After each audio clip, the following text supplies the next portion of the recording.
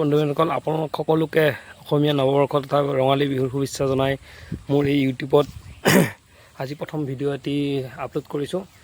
এই ভিডিঅ'টো আমি জানিম যে ভাতকেৰেলা খেতি কেনেদৰে কৰা হয় বা ভাতকেৰেলা খেতি কৰিলে এই মতা বা মাইকী গছ কিমান গুৰুত্বপূৰ্ণ হয় তথা ভাতকেৰেলাবিলাক যে কেঁকোৰা হৈ যায় বা ইয়াত যি বৰল মাখি বা যি আমি ফল বেয়া কৰা পোকা বুলি কওঁ, সেই পোকাবিধনো আচলতে কি বা ইয়াৰ কিবা প্ৰতিকাৰ আছেনে, এই সকলোবিলাক বিষয়ে আজি এই ভিডিঅ'টোত আপোনালোকক জনাম। আহক আমি ভিডিঅ'টো আলোচনা কৰোঁ।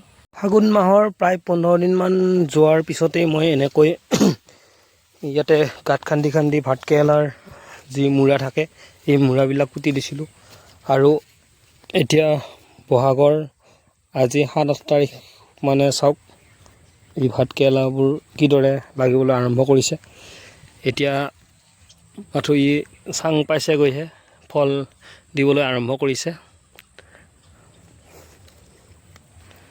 এইকেইদিন বিহুৰ বাবে খেতিপথাৰত আহিব পৰা নাই, তাৰ বাবে লতাবিলাক অ'ত ত'ত বগাই গৈছে।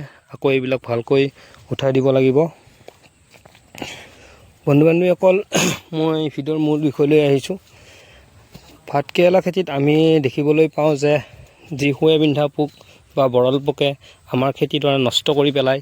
বহুত ভাতকেৰেলা বা ভাতকেৰেলাৰ লগতে লাও, কোমোৰা, জিকা, ভোল, ধুন্দুলি এই সকলো ফলবিলাক এই পোকাই নষ্ট কৰি পেলায়, যিটো শুৱে বিন্ধা পোকা বুলি কয়।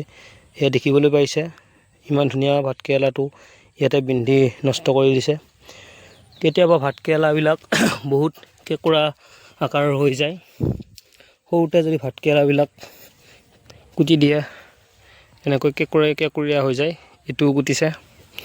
সেইবাবে মই এমেজনৰ পৰা অৰ্ডাৰ দি ভাতকেৰেলা খেতি কৰাৰ কাৰণে মই এই বস্তুটো কিনি আনিছোঁ।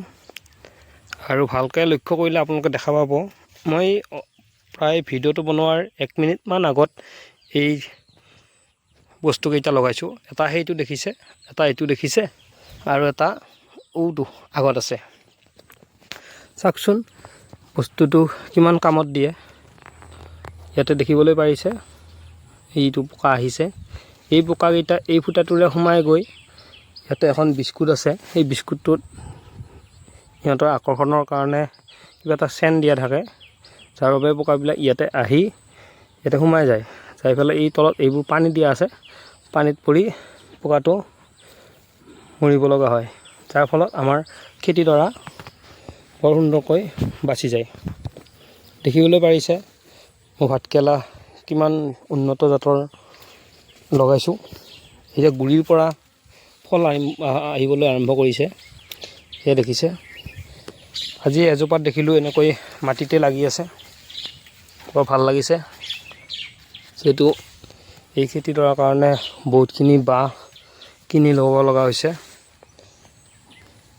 কিন্তু এনেকৈ হেন্দালি দিয়া হৈছে। এতিয়া আপোনালোকে ভাবিব পাৰে যে মই এনেকৈ 1 লাইনে কিয় দিছোঁ। এনেকৈ 1 লাইনে দিছোঁ সম্পূৰ্ণ ভাতকেৰেলাখিনি, আৰু মাজত কোনো ধৰণৰ মই এনেকৈ ঘাঁচ দিব পৰা নাই। ইয়াৰ কাৰণটো হৈছে এইটো এটা আমাৰ বেগা নদী হয়, এটা সৰু নদী। বাৰিষা হ'লে ইয়াত পানী উঠে, প্ৰায় ইমানমানলৈ পানী উঠিব, যাৰ বাবে মই মাজত কোনো ধৰণৰ ভাতকেৰেলা মূৰা পুতি দিয়া নাই। এনেকৈ এই ওখ ঠাইডোখৰত দিছোঁ, ইয়াতে পানী নুঠে।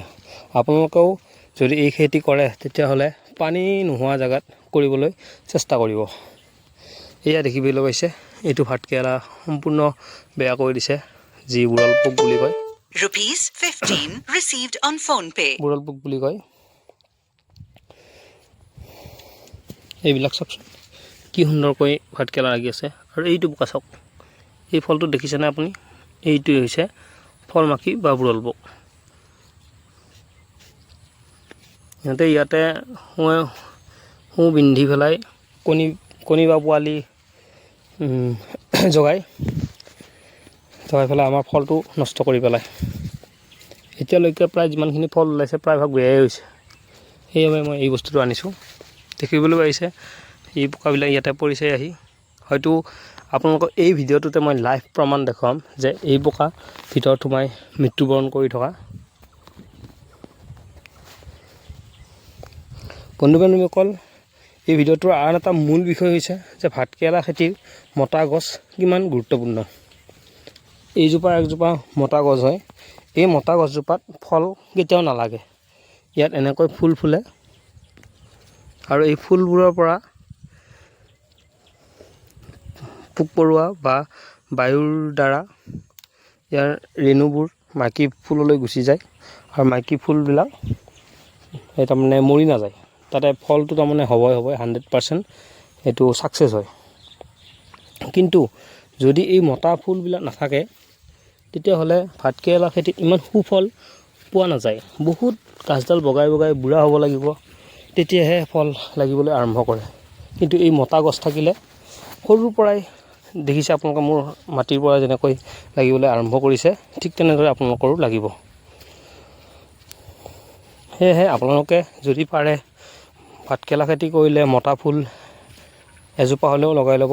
মোৰ ইয়াতে প্ৰায় 4-5 জোপামান আছে মতা গছ। এইটো এডাল দেখিবলৈ পাইছে আপুনি, প্ৰায় দেখিবলৈ মাইকী ফুলৰ দৰে ফুল হয়, কিন্তু ইয়াতে এনেকৈ পিছত এটা টুপি থাকে আৰু ইয়াতে এনেকুৱা ফুল হয়। কিন্তু যিটো মাইকী ফুল হয় সেইটো এনেকৈ ভাতকেৰেলাটো পিছত লাগি থাকে আৰু আগৰ ফালে এনেকুৱা হয়। পাৰিলে এনেকৈ লগাই দিলে ভাতকেৰেলা ৰৈ যায়। কিন্তু আপুনি কিমান লগাবৰ প্ৰয়োজন নাই। এনেকৈ ভাতকেৰেলা মতা মূৰা 2-3 জোপা বেছিকৈ লগাই ল'লেও কোনো ধৰণৰ লছ নহয়। এতিয়া এই খেতিডৰা জাষ্ট আৰম্ভণি হৈছে। মই ইয়াৰ পৰা 1 কিলো বিক্ৰী কৰিলোঁ অলৰেডি। এই 150 টকা পাইছোঁ। আপোনালোকে সকলোৱে জানে এতিয়া ভাতকেৰেলাৰ মাৰ্কেটখন বৰ ধুনীয়া হৈ আছে। হ'লেও লাষ্ট পৰ্যায়তো গৈ ইয়াৰ মাৰ্কেট কেতিয়াও ইমান বেয়া নহয়। 40 টকাটো ইয়াৰ একদম তাৰমানে তলৰ দামটো বুলি ক'ব পাৰি কিলো। আৰু এতিয়াতো 150 টকা, 160 টকা, 200 টকা এনেকুৱা আছে। এইবিলাক চাওক ভাতকেৰেলা কেনেকৈ মাটিতে লাগি আছে। এটা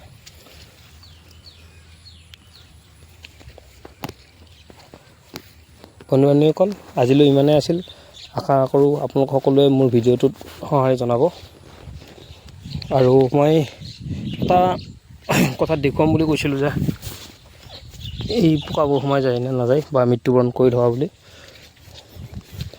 মই সেইকেইটা ওচৰলৈ গৈ চাওঁ। মোৰ পৰৱৰ্তী ভিডিঅ'ত দেখা পাব আপোনালোকে এই ভাতকেৰেলা চাঙত সকলোবিলাক এই যি ভাতকেৰেলাৰ লতিবিলাক এনেকৈ আহি যাব। আৰু তেতিয়া মই আপোনালোকক পুনৰ ইয়াৰ ছেকেণ্ড ভিডিঅ'টো বনাই দেখুৱাম যে মই কিমান ভাতকেৰেলা ইয়াৰ পৰা ল'বলৈ সক্ষম হ'ম।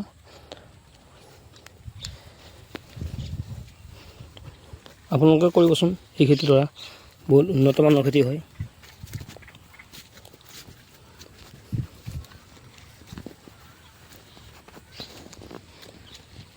এয়া বন্ধু বান্ধৱীসকল চাওকচোন,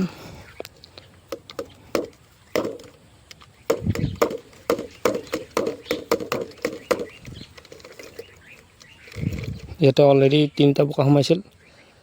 এতিয়া চাওক আপোনালোকে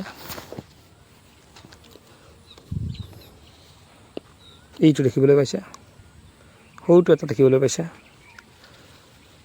ইয়াতে অলৰেডি 2টা বোকা সোমালে আৰু সোমাই আছে 2টা। মই আপোনালোকক দেখুৱাম ৰ'ব।